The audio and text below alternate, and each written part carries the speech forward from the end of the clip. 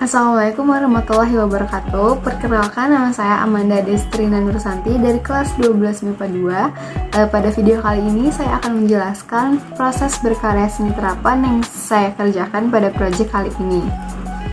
Sebelum membuat sebuah karya, saya banyak mencari referensi dari Google, dari YouTube, dari Pinterest, ataupun dari sumber yang lain. Dan pada akhirnya saya membuat salah satu seni terapan, yaitu lampion yang berbahan dasar benang. Seperti inilah tampilannya apabila lampu dimatikan. Alasan saya membuat lampion ini karena yang pertama karena kebutuhan saya, yakni saya tidak memiliki lampu tidur. Lalu yang kedua, ternyata alat dan bahan yang diperlukan dalam membuat sebuah lampion itu cukup terjangkau harganya. Lalu sebagian besar alat dan bahannya sudah ada di rumah. Jadi saya tidak perlu mengeluarkan biaya yang cukup banyak untuk membuat lampion ini.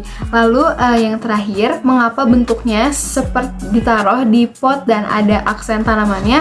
Karena saya terinspirasi dari tanaman yang ada di kamar saya, yakni ini.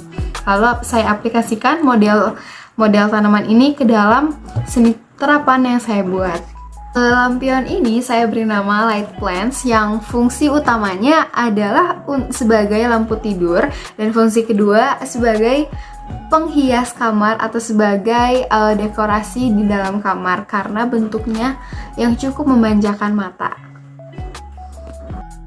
Berikut merupakan bahan-bahan dan alat-alat yang dibutuhkan untuk membuat sebuah lampion.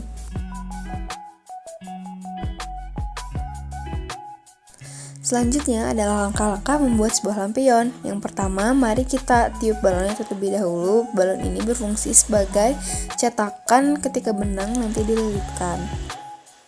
Untuk ukuran balonnya disesuaikan ya, jangan terlalu besar ataupun sebaliknya. Selanjutnya, kita membutuhkan wadah untuk mencampurkan lem dan air. Di sini saya menggunakan botol bekas sebagai wadahnya.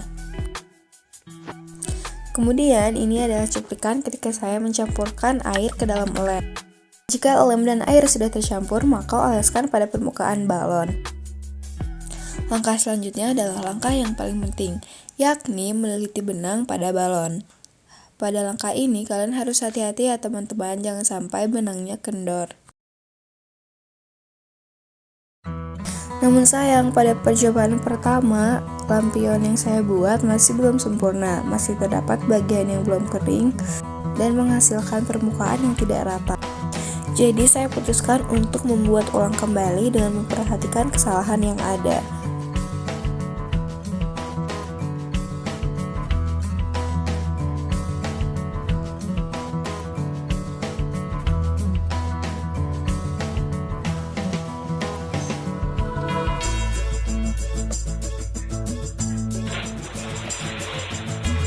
Setelah layer pertama selesai dan sudah dilem kembali, maka kita lanjutkan ke layer 2, yakni memenuhi bagian yang masih bolong dan kita tutupi dengan layer kedua atau kita menutupinya dengan benang kembali.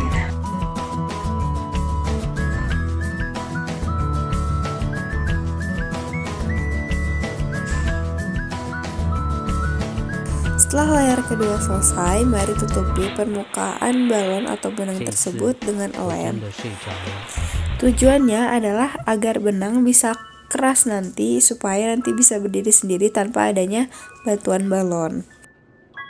Selanjutnya adalah proses mengeringkan. Perlu diingat, dalam proses pengeringan harus digantung seperti ini ya, karena jika tidak, permukaan benang tadi bisa menempel dengan permukaan yang lain. Jika sudah benar-benar kering, maka kita buat pola selanjutnya, yakni membuat pola jendela pada permukaan lampion. Lalu gunting dengan hati-hati.